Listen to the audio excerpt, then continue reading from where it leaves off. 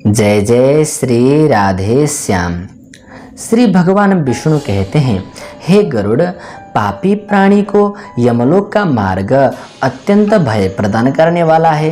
पुण्य करने वाले और सदाचारी मनुष्य तो उस मार्ग के गंध मात्र को भी प्राप्त नहीं करते, क्योंकि वे लोग तो भगवान के अविचल धाम को प्राप्त हो जाते हैं। लेकिन जो लोग जीवन भर पाप कर्म किए हैं, वैसे लोगों के लिए यमलोक का मार्ग बना है, जो कि बड़ा दुख प्रदान करने वाला है।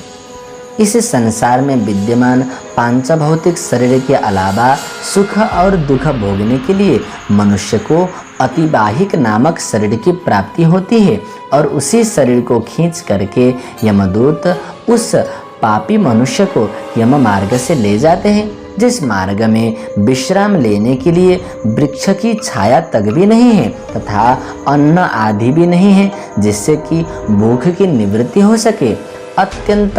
प्यास से व्याकुल हुआ प्राणी जलपान करे, ऐसे भी मार्ग में कोई जगह नहीं है, तथा साथ ही प्रलय काल की भांति 12 सूर्य वहाँ तपते रहते हैं। उस मार्ग में जाता हुआ पापी मनुष्य कभी तो शीतल वायु से पीड़ित होता है, तो कभी अत्यंत गर्मी से पीड़ित होता है, तो कभी कांटों और महाविषधर सर्पों से आवेष्टित हो जाता है, डसा जाता है। कहीं तो उस पापी को बड़े भयानक बाघ, शेर और कुत्ते नोच नोच करके खाने लग जाते हैं, तो कहीं बिच्छू काटते हैं और कहीं अग्नि से जलाया जाता है।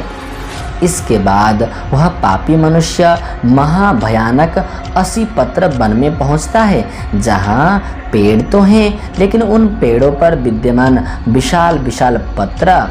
तलवार के धार के समान तीखे हैं, जिनके गिरने से जीव के हस्त पाद आदि कट जाते हैं। वह वन कौवा, उल्लू, गीध, मधुमक्खी, मच्छर आदि दुख प्रदान करने वाले जीवों से तथा भयानक अग्नि से व्याप्त है। उस असीपत्र वन के तीखे तीखे पत्तों से वह जीव छिन्न भिन्न हो जाता है। फिर मार्ग में वह कहीं अंधकूप नरक में, तो कहीं विकट पर्वत से गिर पड़ता है, कहीं तीक्ष्ण शस्त्र पर चलता है, कभी किसी जगह नुकीली कीलों के ऊपर चलता है, कभी भयानक अत्यंत अंधकार से युक्त नरक में गिरता है, तो कभी जल में गिर पड़ता है, तो कभी जोंक युक्त कीचड़ में पड़ जाता है, कहीं संतप्त करदम अर्थात जलते हुए कीचड़ नामक नरक में पड़ता है, और कहीं बालूका से भरे हुए नरक में पड़ता है, तो कहीं अग्नि से गर्म किया हुआ ताम्रमय नरक में गिरता है, तो कहीं अग्नि के अंगार के समूह में पड़ जाता है, तो कहीं महान धूम से भरे हुए नरकों में पड़ता है। इस प्रकार यम मार्ग में जाते हुए कहीं अंगार की वृष्टि होती है, कहीं लोहमय वज्र के समान बड़े बड़े पत्थरों की वर्षा होती है, तो कहीं खून की वृष्टि और कहीं शस्त्रों की वृष्टि तथा कहीं खौलते हुए जल की वर्षा होती है, जिससे वह जीव अत्यंत पीड़ित होकर हा दैव ऐसे अपने कर्मों को कोसने लगता है।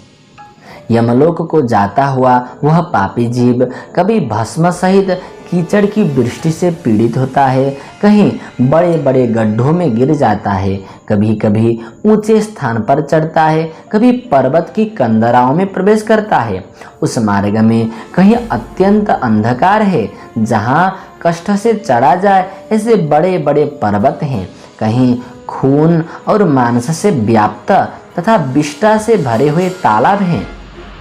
इस प्रकार ऐसी ऐसी विचित्र और अत्यंत भयानक कष्टों को सहता हुआ वह जीव बैतरणी नदी के समीप पहुंचता है।